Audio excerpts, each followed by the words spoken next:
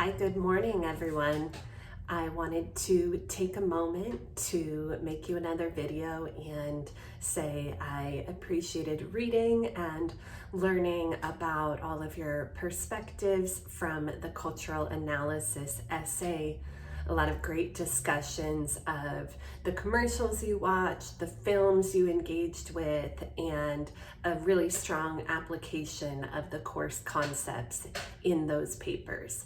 We are, of course, moving into our final push for the class, so that is very exciting. And I am now back home for my international travels, happily here in Nashville.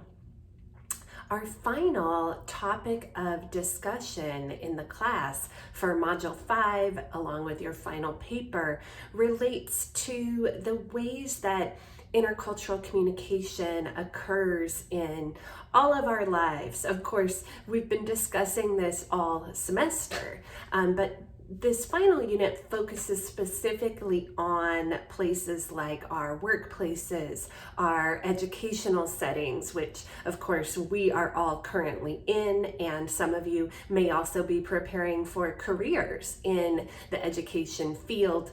And finally, in healthcare settings. And side note, if that is something that is of interest to you, we do have a health communication concentration that offers a lot of related coursework in health communication specifically. Okay, but before I get off track here, I wanted to also mention that the discussion of culture shock in our final chapter and assignments is one that, as you see in the discussion board, we can think about different experiences in relation to, which is not to reduce the kind of impact of thinking about the kinds of adaptation required by people who move to new countries from their home country, which is true of several of our peers in this class. That is absolutely a kind of experience that produces a adaptation that is more intense than some of the ones that people who never move internationally would ever experience.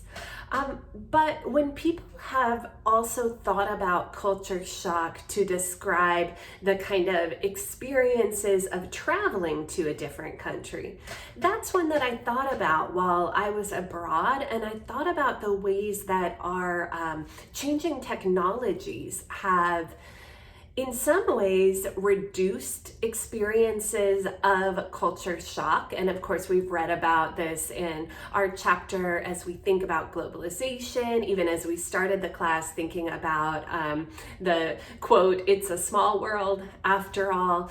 And one of the things I noticed on this most recent experience traveling is that due to having my phone to map me where I needed to go as long as my international data was working, and to even translate things if I needed to, and the global dominance of English as well, especially in Europe, in a lot of ways, because I travel frequently in US cities, being in international cities was also a very familiar experience.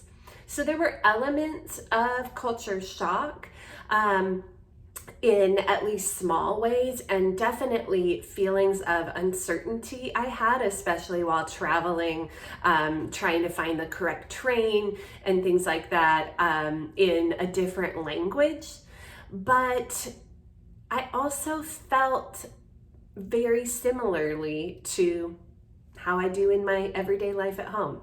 So I thought that was a really interesting experience. I wanted to share it with you, and I'm looking forward to hearing all of your discussions. And I'm going to throw in some pictures from my final leg of the trip in Italy as well, which is where I did all of my responding to the most recent discussion boards while traveling between different places in Italy and eating lots of delicious pastries for breakfast, something that I really think we should have more of in the US, like pastries as an art for breakfast and not just donuts. Yep, those are my deep thoughts for this Thursday morning. Have a great rest of your week and weekend. Bye.